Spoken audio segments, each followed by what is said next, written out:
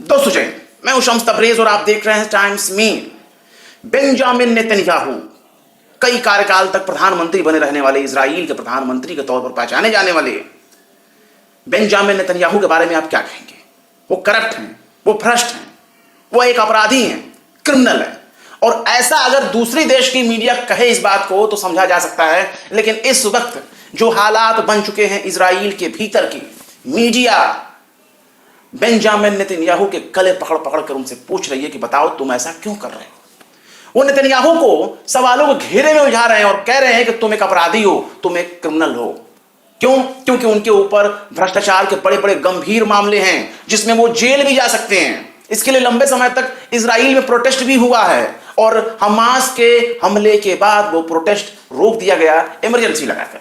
लेकिन वहां के मीडिया अभी भी कह रही है हमास के हमले को इजराइल की बहुत बड़ी नाकामी के तौर पर पेश कर रही है। बेंजामिन नेतन्याहू से इस्तीफे की मांग कर रही है। बेंजामिन नेतन्याहू के बहुत बड़े नाकाम होने का, नाकारा होने का सबूत पेश कर रही है। और वो यहां तक कह रही है, लिख कर कह रही है कि बेंजामिन नेतन्याहू एक करप्ट पर्सन है, एक भ्रष्ट आदमी है, एक भ्रष्ट प्रधानमंत्री है। और ऐसे प्रधानमंत्री के हाथ में हमारे देश की कमान चली गई है जो निहायत ही करप्ट है, क्रिमिनल है। और ये कह रही है इजराइल की मीडिया खुद अपने प्रधानमंत्री के लिए। और ये मैं दूर की बात नहीं जा रहा हूं, वहां के बड़े ही पुराने मीडिया संस्थान है उसके तरफ से लिखा गया है। इस खबर को आप अपने स्क्रीन पर देख सकते हैं। ये वेबसाइट की खबर है और ये उसके ट्विटर पोस्ट की खबर है। आप दोनों को देख सकते हैं।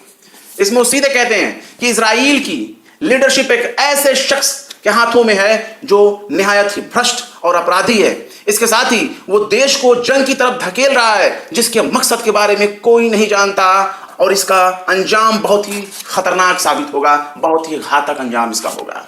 और ये बात कह रही है इजराइल की मीडिया। अमेरिकन मीडिया ये बात नहीं कह रही है। पैलेस्टाइन की जो मीडिया है, गजा में जो मौजूद मीडिया है, वो ये बात नहीं कह रही है। ये बात कौन कह रही है? ये बात कह रही इजराइल के भीतर की बैठी हुई जो मीडिया है, पुराने संस्थानों में से एक, और इसका नाम है haaretz.com। इसकी मैं साइट का नाम बता रहा हूं, लेकिन इसका नाम है हारेट्स। मीडिया हाउस है, पुराने समाचार पत्रों में और पुराने मीडिया संस्थानों के तौर पर इसको पहचाना जाता है जो इजराइल की है। लेकिन सबसे हैरानी की बात यह है कि क्या दूसरे देशों में भी यही काम हो सकता है? क्या दूसरे देश की मीडिया अपना छाती ठोक कर अपने यहां के नेताओं के ऊपर इल्जाम लगा सकती है या अपनी बात कह सकती है? शायद वहां की केंद्रीय एजेंसियां, इजराइल के भीतर जो केंद्रीय एजेंसियां हैं, उनके पास शायद मीडिया को टॉर्चर करने का पावर नहीं है। अब तक तो उनके ऊपर रेड हो जाना चाहिए था, क्योंकि उन्होंने इस तरह के शब्दों का इस्तेमाल किया है अपने प्रधानमंत्री के लिए जो एक आम आदमी ढंग से ना करे, डर से कांपते कांपते रहेगा। लेकिन मीडिया की हिम्मत और हौसला देखिए बेंजामिन नेतन्याहू को, वो सीधे तौर पर कह रहे हैं कि हमारे देश की कमान, इजराइल की कमान एक ऐसे शख्स के हाथ में है जो करप्ट है, जो क्रिमिनल है, जो देश को जंग की तरफ धकेल रहा है, जिसके मकसद के बारे में कोई नहीं जानता कि वो ऐसा क्यों कर रहा है, उसका आखिर मकसद क्या है। उसके अंजाम की बात कर रहे हैं। इजराइल के भीतर भी बहुत से लोग हैं जो गजा में हो रहे हमले को गलत मानते हैं। बात जब ह्यूमैनिटी की आती है, जब बात आप मजहब के दायरे से निकल करके करते हैं, तो वहां मजहब नहीं देखा जाता। फिर वहां गलत और सही की बात होती है, फिर जायज और नाजायज की बात होती है। हमास ने जो काम आपके साथ किया गलत हो सकता है, गलत है भी, लेकिन ये काम आप बहुत पहले से 70-75 साल से आप, यानी इजराइल, ये काम फलस्तीनियों के साथ आप करते आए हैं। उन्हीं के सपोर्ट करने वाला एक हथियारबंद संगठन अगर हथियार उठा करके बार बार आप पर हमले करता है तो इसके लिए जिम्मेदार किसे माना जाएगा? तने को जिम्मेदार नहीं माना जाता, पत्ते को जिम्मेदार नहीं माना जाता। जब जड़ में ही खराबी हो, पेड़ के जड़ में खराबी हो, तो पेड़ कैसे अच्छा कहा जाएगा, पेड़ कैसे फलता फूलता देखा जा सकेगा? यही वो नतीजा है कि आज इजराइल ना खुद शांत बैठा है और ना दूसरों को शांत होने दे रहा है। कुछ लोग तो ये भी कह रहे हैं कि कहा था ना छेड़ना मत, अब भुगतो। साहब, आप ही की जमीन पर हजारों किलोमीटर, वर्ग स्क्वायर किलोमीटर की जमीन को एक दूसरा देश कब्जा कर लेता है। आपको छेड़ नहीं रहा है, वो आपको आपके जमीन से धक्के मार के भगा रहा है और आप उसको उसके अंजाम तक नहीं पहुंचा पा रहे हैं। 2 शब्द आप अपनी जबान से उसके खिलाफ नहीं बोल पा रहे हैं, और ये 56 इंची छाती पर और लाल लाल आंख पर बहुत बड़ा सवाल है।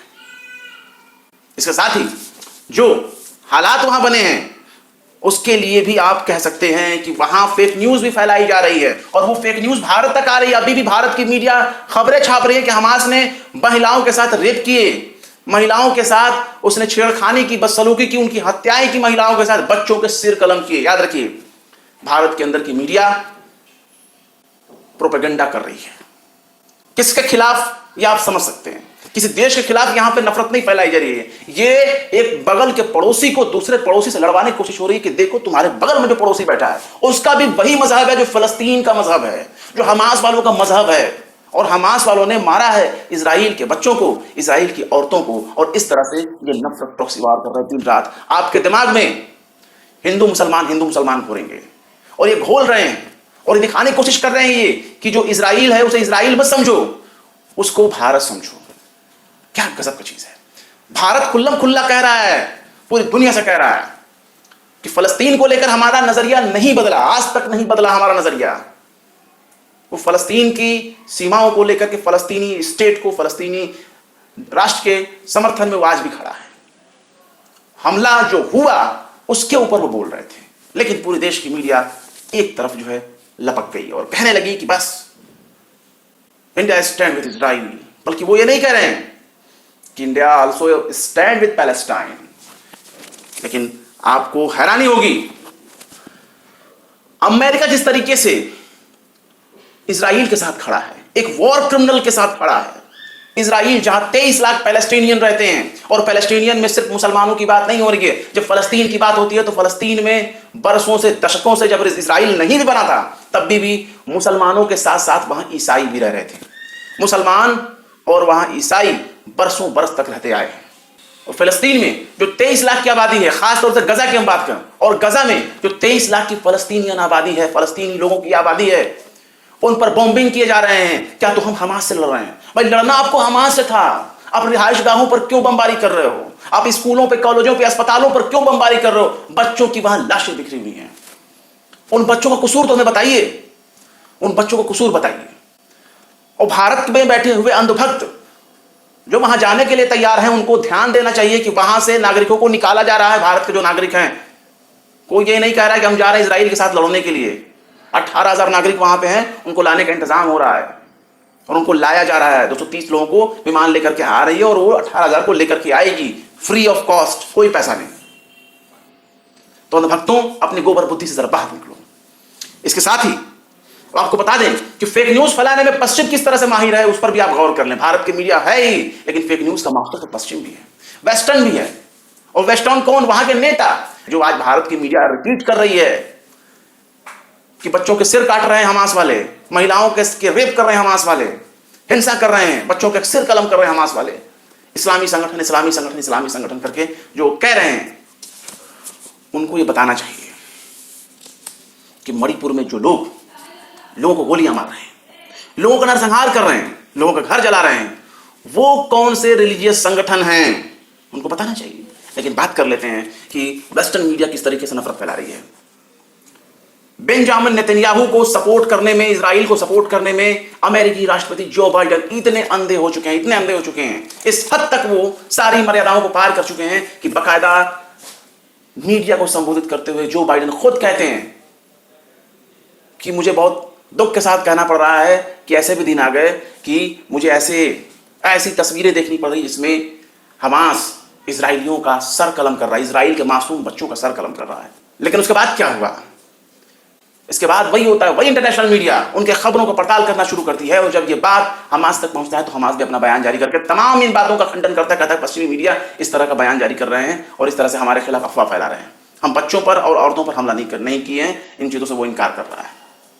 इसके बाद जो बाइडेन अमेरिका के राष्ट्रपति, व्हाइट हाउस को सामने आकर के जो बाइडेन का बचाव करना पड़ता है और कहा जाता है कि नहीं, जो बाइडेन ने ऐसी कोई तस्वीरें नहीं देखी। उन्होंने बेंजामिन नेतन्याहू के प्रवक्ता के हवाले से यह बात कही है। बेंजामिन नेतन्याहू के प्रवक्ता ने अगर यह बात कही है तो उसी बात को ये रिपीट कर रहे हैं, सच मान करके, बिना वेरीफाइड किए। और i24 न्यूज नाम का वहां का इजराइल का एक स्थानीय चैनल है, उसके किसी पत्रकार के हवाले से भी इस चीज को पुष्टि किया जा रहा था, लेकिन वो भी कंफर्म नहीं था। बाद में सफाई देनी पड़ी कि नहीं भैया, वो इंफॉर्मेशन सही नहीं है कि हमास वाले बच्चों का सिर कलम कर रहे हैं। सवाल यह है, हमास क्या है? हमारे विदेश में बहुत से यूट्यूबर हैं, सेक्युलर पत्रकार हैं, फिल्मकार हैं, जो हमास को कभी आतंकी कह रहे हैं, कभी फलस्तीनी कह रहे हैं। भैया कंफर्म हो लो पहले, हमास हमास है, फलस्तीन फलस्तीन है। फलस्तीन में हमास के अलावा भी बहुत से ऐसे रेडिकल संगठन हैं जो हथियार लेकर के इजराइल से लड़ने के लिए तैयार है। बहुत से संगठन है, एक दो गुट नहीं है, कई गुट हैं। उसी में से एक का नाम है हमास। हमास कई बार करता रहा है। दुनिया के बहुत से देश हमास को लेकर के दो विचारधारा में बटे हुए। कुछ मानते हैं कि वो अपनी आज़ादी के लिए उसने हथियार उठाया है, उनको मुजाहिदीन का लक़ब देते हैं, कहते हैं कि वो जो है आंदोलनकारी है। और जो पश्चिमी मीडिया है, यानी अमेरिका के साथ में खड़े होने वाली जो मीडिया है और अमेरिका के साथ जो खड़े होने वाले जो उसके एलाई हैं, वो कहते हैं कि नहीं, वो तो टेररिस्ट ऑर्गेनाइजेशन है, टेररिस्ट ऑर्गेनाइजेशन है। हमारे ही देश के एक पत्रकार हैं, पहले टीवी चैनलों में काम किया करते थे, लेकिन बाद में उनको टीवी चैनलों ने कुछ ज़्यादा ही सेक्युलर माइंड समझ लिया। बाद में वो पैदल हो गए, तो वो यूट्यूब चलाते हैं। तो जब यूट्यूब चलाते हैं तो उससे पहले ही वो अपने आप को घोषित कर चुके थे कि मैं राष्ट्रवादी पत्रकार हूँ, और राष्ट्रवाद के नाम पर वो कुछ भी करने देते हैं। वो ये भूल जाते हैं कि व्यक्ति की आज़ादी क्या है। वो उन लोगों पर निशाना लगते हैं साधने जो फलस्तीन का सपोर्ट कर रहे हैं। तो सबसे बड़ी बात यह है कि भारत की सरकार, भारत ऑफिशियली तौर पर जब फलस्तीन को सपोर्ट कर रहा है, तो आप ये कैसे कह सकते हैं कि वो हमास का सपोर्ट कर रहे हैं, एक आतंकवादी संगठन का सपोर्ट कर रहे हैं? अगर हमास कोई चीज गलत कर रहा है तो उसके पीछे एक लंबा हिस्ट्री है, तो उस हिस्ट्री को पढ़िए। लाखों मासूम बच्चों के सिर कलम कर दिए गए, ये चीज इजराइल के ऊपर लागू होता है। इजराइल हथियारों के बल पर पश्चिम के सपोर्ट से यह काम बरसों से करता चला आया है। हमास को सपोर्ट कोई नहीं कर रहा, पैलेस्टाइन को लोग सपोर्ट कर रहे हैं। क्यों? हमारा देश पुराना साथी रहा है पैलेस्टाइन का, और वो आज भी खड़ा है। वो खबर मैंने आपको बता दिया है। फिलहाल जो हमास को मारने के लिए जो ऑपरेशन चलाया जा रहा है, ऑपरेशन आयरन स्वॉर्ड, जो इजराइल की तरफ चलाया जा रहा है, उसके नतीजे में अगर बात करें तो आपको मारना था हमास को, मार रहे हैं मासूम बच्चों को, आबादी की आबादी वहां साफ कर रहे हैं। अभी जो वहां के हालात हैं उस पर अगर आप गौर करें तो पता यह चलता है कि अब जमीनी हमले की तैयारी हो रही है। इजराइल जो है अब जमीन पर उतर कर, अब तक तो एयरफोर्स, इजरायली की जो एयरफोर्स थी वो एयर स्ट्राइक कर रही थी, वो बॉम्बिंग कर रही थी, जिसमें अभी तक हजारों लोग मारे गए हैं, सैकड़ों लोग मारे गए। उनके मौत का कोई ठीक से डेटा मालूम नहीं है कि कितने लोग मारे गए हैं, क्योंकि मलबे पर मलबे गिरे हुए हैं, बिल्डिंग गिरे हुए हैं, उसमें मासूम छोटे छोटे बच्चे हैं, सब आतंकवादी हैं, सब हमास के लोग हैं। कितना सा संख्या है हमास की? अगर हमास को मारना था तो पहले ही जमीन पर उतर गए होते, खोज लेते कि कौन से सुरंग में छुपे हुए हैं, कहा यार टनल बना रखे हैं हमास ने अंदर। तो क्या पूरा फलस्तीन को आप, पूरे गजा को आप उजाड़ देंगे खोजने के लिए? ये कौन सी बात हुई? ये वॉर क्राइम है और सब जान रहे हैं कि वॉर क्राइम है। लेकिन अमेरिका जो साल के 12 मास दूसरे देशों में धार्मिक स्वतंत्रता की बातें करता है, दूसरे देशों में धार्मिक स्वतंत्रता का वायलेशन होने पर उंगलियां उठाता है, वो अमेरिका साथ खड़ा है बेंजामिन नेतन्याहू का। वो अमेरिका खड़ा है इजराइल के साथ, एक जालिम सरकार के साथ वो खड़ा है, और ये बात उनको समझ में नहीं आ रही है। और देखिए, उत्तर में रहने वाले, जो गजा में उत्तर में रहने वाले 10 लाख जो फलस्तीनी हैं फंसे हुए हैं, उनको 24 घंटे के भीतर दक्षिण में जाने के लिए, शिफ्ट करने के लिए ये अलर्ट जारी किया है इजराइल ने। कहा है कि आप जो है, जो फलस्तीन जो उत्तर में रह रहे हैं वो साउथ में चले जाएं। और यूएनओ ने इस पर खदशा जाहिर किया है, कहा है कि ऐसा कैसे हो सकता है, इतनी जल्दबाजी कैसे हो सकती है, तो हंगामी चीज है। ऐसा 10 लाख की आबादी 24 घंटे के अंदर उत्तर से दक्षिण कैसे चली जाएगी? यूएनओ की बात कर रहे हैं। यूएनओ कह रहा है कि ऐसा बिल्कुल भी नहीं हो सकता। गजा पर इजरायली जो हवाई हमले हुए हैं उसमें कम से कम 1537 फलस्तीनी अब तक मारे गए हैं। 6612 के तकरीब में लगभग में लोग जो है वो घायल हुए हैं, इंजरी हुई है। और इसी के साथ इजराइल में जो मरने वालों की संख्या है वो 1300 से ऊपर पहुंच चुकी है। आप अपने स्क्रीन पर जो है अल जजीरा की ये खबर देख रहे हैं। फिलहाल क्या कहेंगे, खासतौर से बेंजामिन नेतन्याहू के बारे में जो उनकी मीडिया ने कहा है, उनको करप्ट कहा है, भ्रष्ट कहा है, अपराधी कहा है। क्या ऐसी हिम्मत दूसरे देशों की मीडिया दिखा सकती है? शायद नहीं। और जो लोग इजराइल की सीमा में बैठ करके हमले को कवर कर रहे हैं, उनको गजा जाना चाहिए और गजा जाकर के देखना चाहिए कि एयर स्ट्राइक क्या होता है। उनको मालूम होना चाहिए कि मौत किसे कहते हैं, वहां जाके देखना चाहिए कि बॉम्बिंग किसे कहते हैं। जो घुंघरू पत्रकार भारत से निकल करके वहां जाकर के पिकनिक मनाने गए हैं और अपने पिकनिक मनाने को, सैर सपाटे को पत्रकारिता का नाम दे रहे हैं, उनको शर्म आनी चाहिए। इतिहास ऐसे लोगों पर लानत भेजेगा, और जब इनका अंजाम आएगा तो इसका अंजाम भुगतने के लिए ये लोग भी खड़े रहेंगे। इतिहास ऐसे लोगों को बेईमान, मक्कार और झूठा करार देता है, और ये लोग तो फेक न्यूज के मास्टर हैं। जय।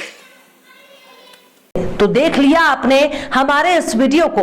हमें उम्मीद है कि आपने हमारे वीडियो को लाइक किया होगा और दूसरों को भी शेयर किया होगा। अगर अभी तक आपने हमारे चैनल टाइम्स मेल को सब्सक्राइब नहीं किया है तो जल्दी से सब्सक्राइब कर दें और बेल आइकन भी प्रेस कर दें।